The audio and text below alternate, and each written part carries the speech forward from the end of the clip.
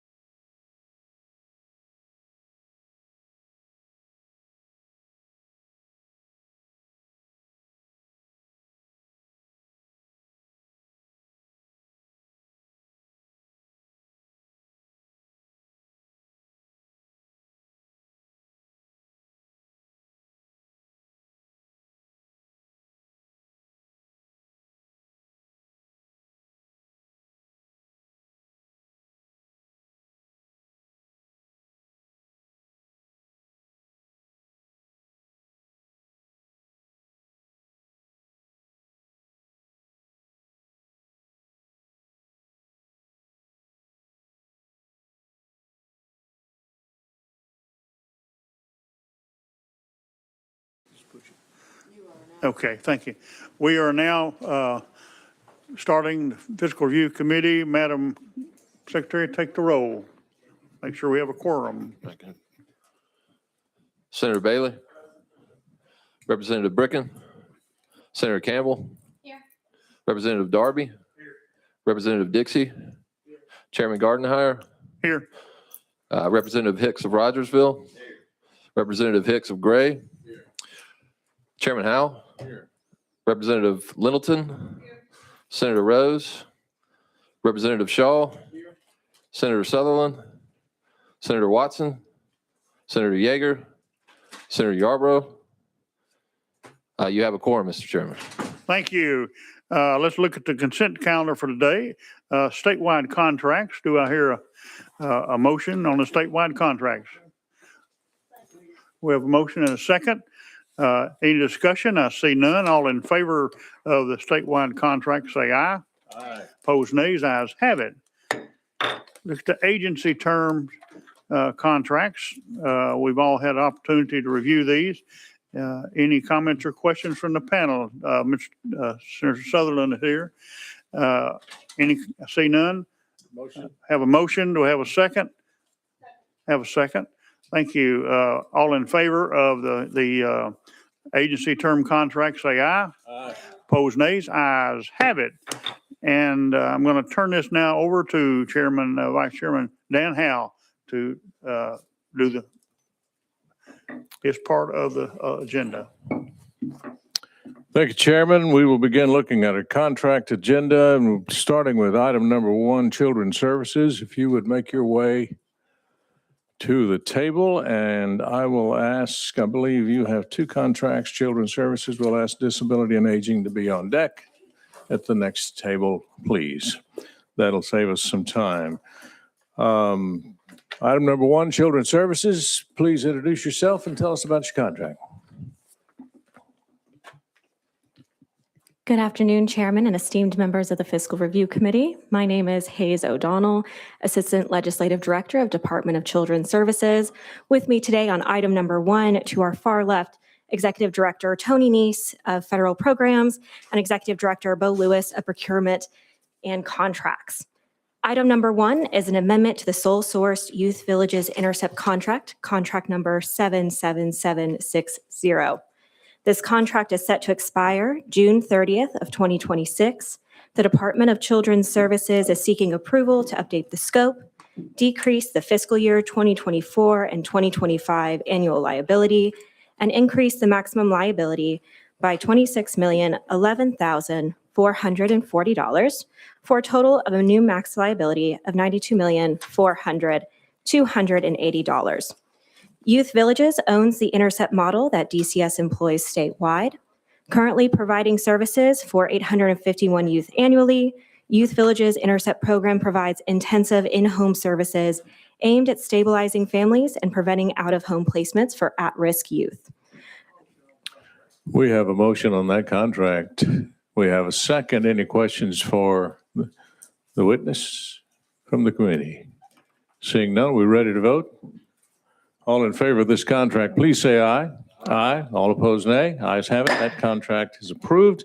Please go to item number 2. Again, Children's Services, you're recognized. Thank you again, Chairman. Item number 2, on our far left, we now have Executive Director of Statewide Specialized Support Programs, Ms. Lindsay Coleman, and then Executive Director Bo Lewis of Procurement and Contracts in the middle, and myself once again, Hayes O'Donnell, Assistant Legislative Director of Department of Children's Services. Item number 2 is an amendment to the sole source Youth Villages LifeSet contract, contract number 77761. This contract is set to expire June 30th of 2026. Department of Children's Services is seeking approval to update the scope, decrease the fiscal year 2024 and 2025 annual liability, and increase the maximum liability by $5,679,000 for a new max liability of $23,615,250. Youth Villages owns the LifeSet model that DCS employs statewide. Currently funded to provide services for 465 youth people annually, Youth Villages LifeSet model is designed to help these young people aging out of the foster care system. They developed this model back in 1999, and since its conception, LifeSet has helped more than 34,495 young people aging out of state custody or other care agreements, successfully transitioning them to independence. This program models includes procedures and interventions to help youth maintain stable and suitable housing, remain free from any negative involvement with the law, and participate in educational and vocational programs and develop other critical life skills. We have a motion on the contract and a second. Any questions from the members? Seeing none, we're ready to vote. All in favor of this contract, please say aye. Aye. All opposed, nay. Ayes have it. Contract is approved. Thank you for being here. Thank you. Moving on to item number 3, disability and aging. We'll ask corrections if you'd get on deck, please. Disability and aging, item number 3. Please identify yourself and tell us about your contract. Thank you, Mr. Chairman. My name is Trey Jones, and I'm the Legislative Director for the Department of Disability and Aging. And joining me today is Dane Mortensen, the Assistant Director of the legislation for the Department of Disability and Aging. Before you today, the Department of Disability and Aging is requesting an extension of a 1-year extension of our renewal option for our sole source contract with AbleLink Smart Technologies. This contract supports the Medicaid Alternative Pathways Program to Independence, which helps people with intellectual and developmental disabilities, live independently using technology in their neighborhoods to achieve their interests, to get employment, and to live independently. This contract we're requesting will be a 1-year renewal. Sorry to interrupt, but we have a motion. Have a second. Save you a little time there. Any questions for the sponsors? Seeing none, we're ready to vote. All in favor of this contract, say aye. Aye. All opposed, nay. Ayes have it. The contract is approved. Thank you for being here. We're moving now to item number 4, corrections. You have 4 contracts in front of the committee, so let's start with item number 4 while Economic and Community Development get prepared to present as well. Item number 4, please tell us who you are and tell us about the contract. Yes, sir.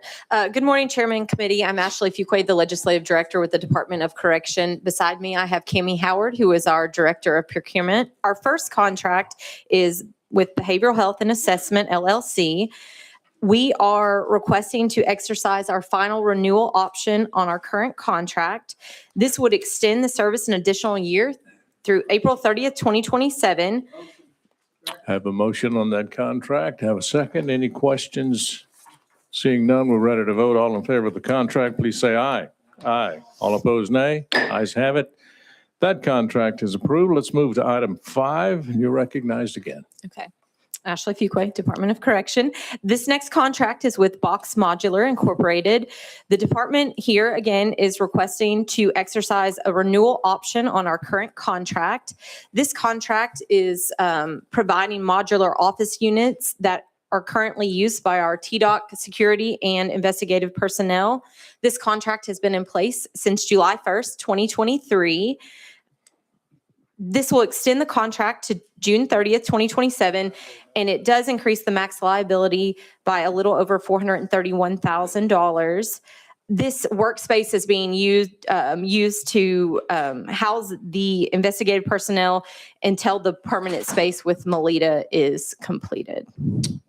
You've heard the explanation. Do I have a motion? I have a motion and a second. Any questions? Seeing none, we're ready to vote. All in favor, say aye. Aye. All opposed, nay. Ayes have it. Contract is approved. Let's move on now to item number 6. Okay, yes, sir, Chairman. Ashley Fuquay, Department of Correction. This contract is with Buford Satellite Systems. The department is respectfully requesting approval for a 5-year contract with Buford Satellite Systems that would begin on May 1st, 2026. The annual contract cost of the contract is $496,598 with a max liability of around $2.5 million. This TDOC currently receives satellite television services across multiple correctional facilities through contracts with Buford. Historically, these services were procured separately at the individual facilities. So there are multiple contracts. This is seeking just to put it under the one contract that, again, is still with the same provider. And then maintaining this existing provider allows the state to realize cost avoidance by preventing the transition and installation expenses that we had before, because we already have the equipment. Okay, you've heard the explanation. We have a motion, and do we have a second? We have a second. Now we'll take questions. Representative Bricken. Thank you, Mr. Chairman. And when you came by my office, we talked about this, just sole source contract. There is, I'm not sure how long we've been with Buford Satellite. I know they're the premier provider for incarcerated TV, but there's another player out there is correctional cable TV. So the question is why wasn't that company bid for this contract or solicited, or were they? You recognize. Yes, sir. My name is Cammie Howard. I'm Director of Procurement for TDOC. In 21 and 22, we did do competitive solicitations, and they were on the bidder list. It's just Buford had lowest price, so they were awarded by lowest price. But why wouldn't we rebid it again? Because we already have infrastructure that Buford has installed at the facility, so we're trying to combine it into this contract rather than go back out to bid. Buford has consistently won the bids at the lowest price, and because infrastructure is already there, we're trying to have cost avoidance from having another vendor come in and have to install new equipment. Follow Mr. up? Chairman, if you go to their website, Buford says they install all their equipment free of charge. So, so why wouldn't the other company provide the same? I understand. Buford's their model of how they're charging us, it's rolled into our monthly, but they have done like projects to get our drops. We have almost close to 10,000 drops across all of our facilities, and they have facilitated in helping with that infrastructure building. And last Follow up. question, just I wanted to get a clarity of inmates' TV privileges. Generally, is that in group settings? Does this cable go into individual cells or not? You recognize. Yes, they do. And, you and I kind of spoke about this a little bit yesterday. So it is television really is. It's a structured privilege that really supports kind of safety and inmate management. It does help with behavior, but typically these would be televisions that inmates would have in their cells that they'd be getting the service for. Follow up? No. You through? Any other questions? Seeing none, we're ready to vote on this contract. All in favor, please say aye. Aye. All opposed, nay. Ayes have it. The contract is approved. Item number 7, your last one, you're recognized, and tell us about the contract. Yes, sir, Chairman. Thank you, Ashley Fuquay, Department of Correction. The final contract we have is Disaster Recovery Services LLC. So here the department is requesting to exercise our final renewal option on our current contract. This would extend services until April 28th, 2027. This contract has been in place since April 29th, 2022. And what this contract allows us to do is receive specialized support for our FEMA public assistance claims related to storm damage at TDOC facilities. So back in 2021, in December, tornadoes, some of our facilities received damage, and then that's how we then went to procure this service. And we have had qualifying weather events again in 22, 23, and 24. We have a motion. We have a second. Any questions for the presenter? Seeing none, we're ready to vote. All in favor of the contract, say aye. Aye. All opposed, nay. Ayes have it. Contract is approved. Thank you for being here. Thank you, Chairman. Thank you, Committee. Moving now to item number 8, ECD is with us. Please tell us who you are and tell us about the contract. Yes, sir. Good afternoon. Good to be with you today. Bryce Rochelle, ECD Assistant General Counsel. To my right, I have Assistant Commissioner Brooksy Carlton over Rural Development. And to her right, Kirby Lewis Gill, who's ECD's Director of Site Development. We also have some folks behind us, Kent Archer, who's our Director of Community Infrastructure, and Cameron Snow, who's our Legislative Liaison. This first item is a request for a new contract with Austin Building and Design Incorporated.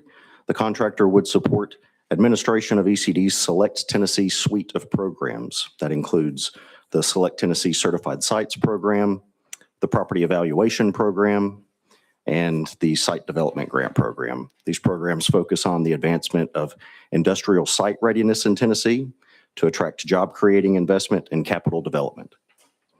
The contractor specifically would provide technical review of applications, conduct site visits and assessments, assist with scoring and evaluation, and support program administration to ensure communities meet infrastructure, engineering, and regulatory readiness standards. The contract would be for 3 years, beginning July 1st, 2026, running until June 30th, 2029. There's also 2 options for 1-year renewals for a potential overall term of 5 years. The first 3 years would carry a maximum liability of $1.6 million. In the event that both renewal options were exercised, that would bring the total maximum liability to $2.6 million. I'll pause for questions. Any questions? Chair will entertain a motion. Motion. I have a motion. Do I have a second? I have a second. No questions for the presenter, then we'll vote. All in favor of the contract, please say aye. Aye. All opposed, nay. Ayes have it. The contract is approved. And we'll go now to item number 9. You're recognized again. Thank you. This would be amendment number 1 to contract 84910 with BDO Government Services LLC.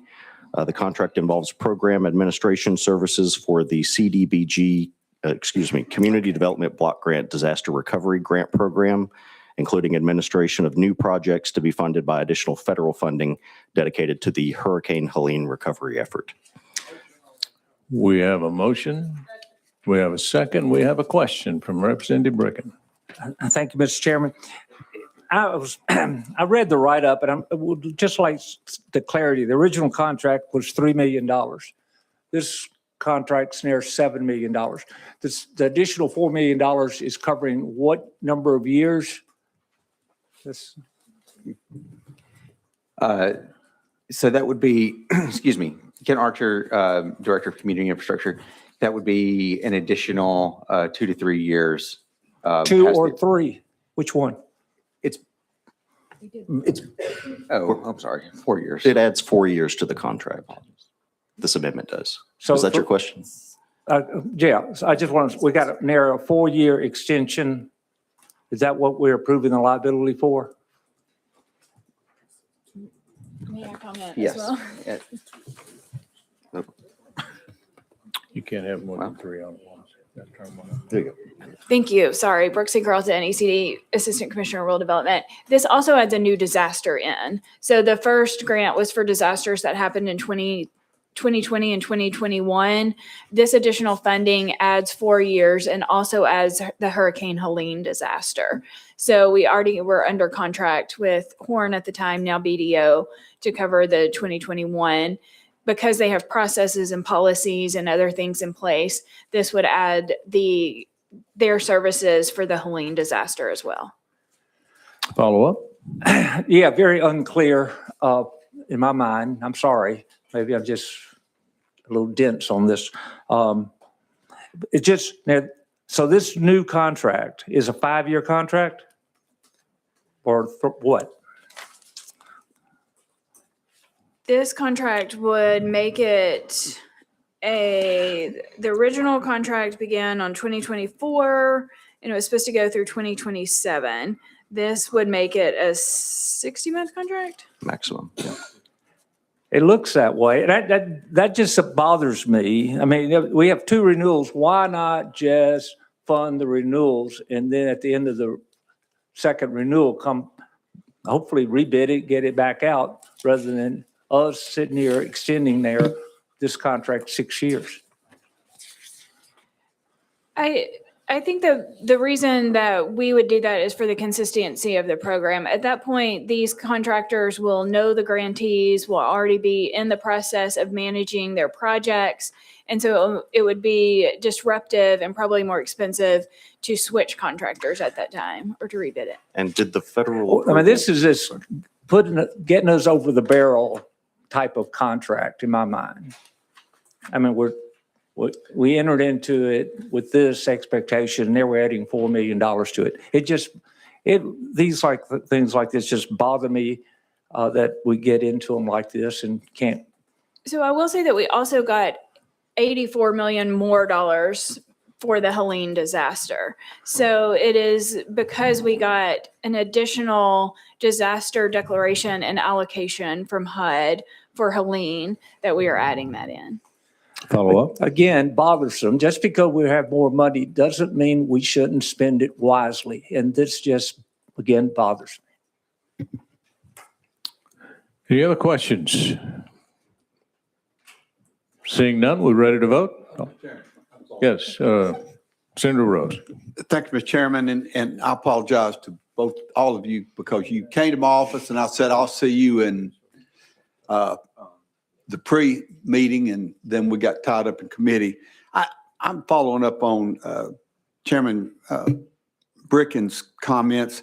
Can we not just bifurcate this and extend it for 3 years? And if they're the best to do this, just rebid it. If they win, fine. If they don't, then we'll move on.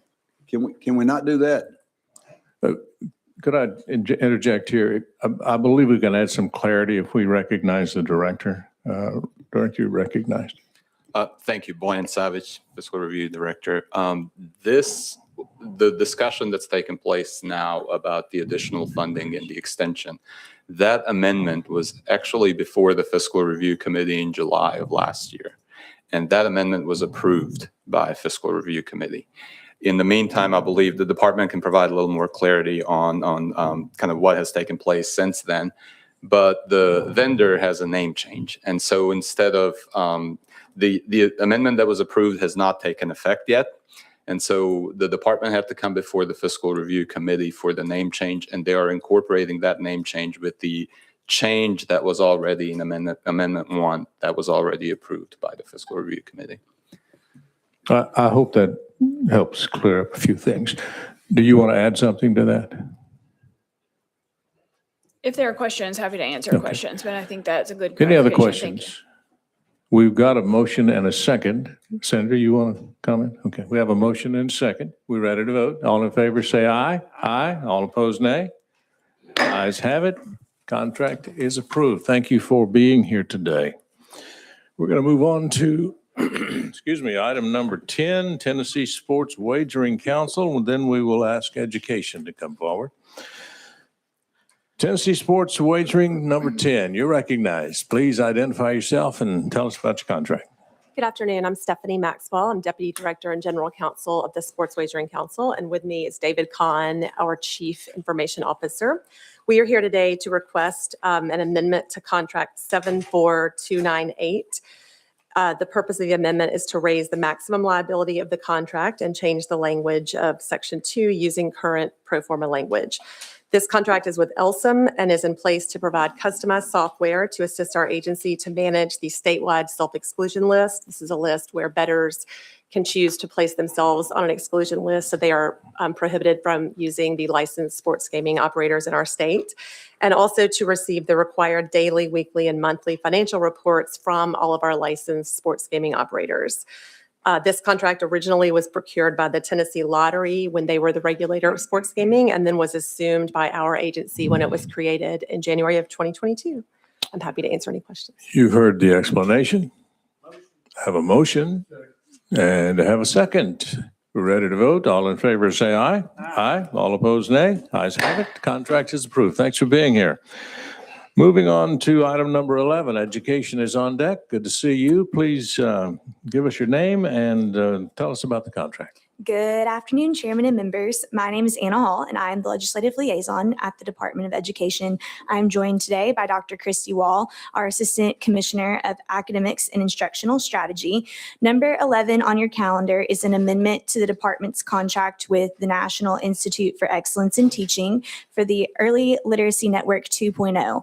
This amendment would extend the current contract for 2 additional years, expand the scope to include more technical support and additional services, and increase the maximum liability by $1,621,020. This contract fulfills the department's requirement under the Literacy Success Act to provide professional development to K-5 teachers in foundational literacy skills at no cost to the teachers. The contract was originally procured through a competitive procurement in 2024. The department intends to run another competitive procurement at the end of this extension, which will align with the next English Language Arts Standards Review and Materials Adoption cycle. Happy to answer any questions. You've heard the explanation. Senator Kent. Thank you, Mr. Chair. Just one question. Are we seeing measurable improvement in outcomes with progress tied to NIET? I will defer to Dr. Wall to answer that question. You're recognized.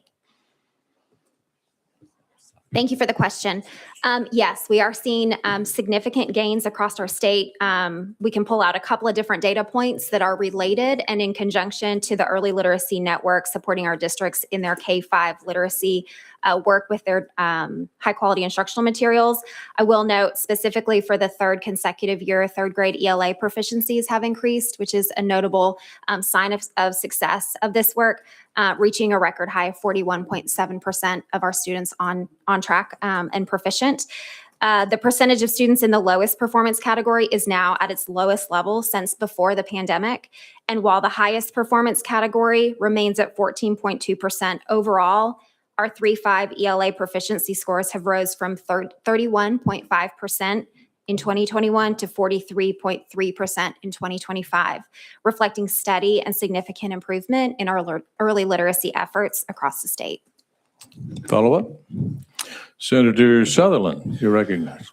Thank you. First, I want to make the motion, but then I have a request for the department fiscal review. Go back and look at the contracts. We were making contracts 5 years at a time, and then we started making 3 years and then 2 years. I'd like for you to look especially at these contracts, because to see if it's costing us more by not expanding them for 5 years. So look at the first 3, then add on the last 2, especially on these contracts, to see if we're being charged more, and do we need to go back to the 5-year contracts? Thank you. I motion. We have a motion.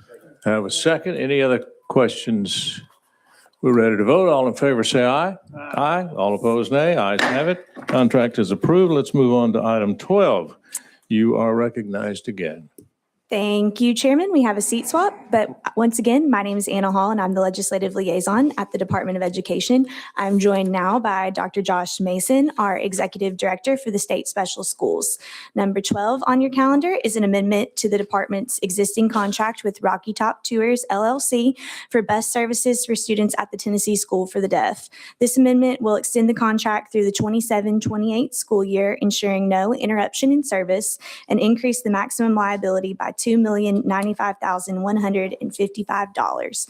The contract was originally competitively procured in 2023, and the department plans to run a new competitive procurement at the conclusion of this extension. I have a motion and a second. Any questions for the presenter? Seeing none, we're ready to vote. All in favor of this contract, say aye. Aye. All opposed, nay. Ayes have it. Contract is approved. Thanks for being here. Moving on now to item number 13, Department of Health. Thanks for being here. Please identify yourself and tell us about the contract. Thank you, Mr. Chairman. I'm Mike Critchfield, Legislative Liaison for the Department of Health. This first contract proposal in front of you is an amendment to our existing contract with Document Storage Systems Incorporated. This contract is for the Department of Health's EHR system that is utilized by our local county health departments, as well as the Jackson, Madison, and Sullivan County metro locations to assist with maintaining patient record systems. This amendment simply updates the scope, makes scope clarifications and for the metro deployment locations and aligns the payment We schedule. have a motion and a second. Sorry to interrupt, but we have a motion second on the bill. Do we have any questions?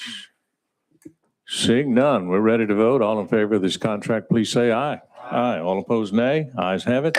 Contract is approved. Let's move to item number 14. You're recognized. Thank you, Mr. Chairman. While they're joining me, again, Mike Critchfield, Legislative Liaison for the Department of Health. This is a proposal to amend our current grant contract with Nashville Cares Incorporated. This amendment would extend the contract end date, add renewal options, and additional funds to continue financial support for the state's insurance assistance program while the pending RFP is reviewed and approved, and it would update the contract scope. Nashville Cares administers the Ryan White Part B Insurance Assistance Program, managing annual open enrollment for approximately 6,500 enrollees. This program is contracted with Nashville Cares since 2002. I have a motion and I have a second. Any questions for the presenter? Seeing none, I want to interject something here. Yesterday in our staff meeting, we discovered that this new contract enjoys a 40% increase in premiums.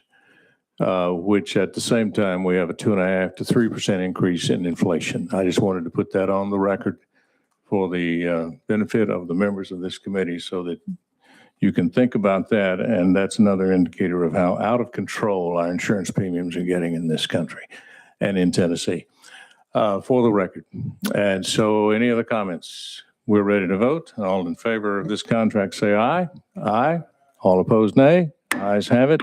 Contract is approved. Thank you.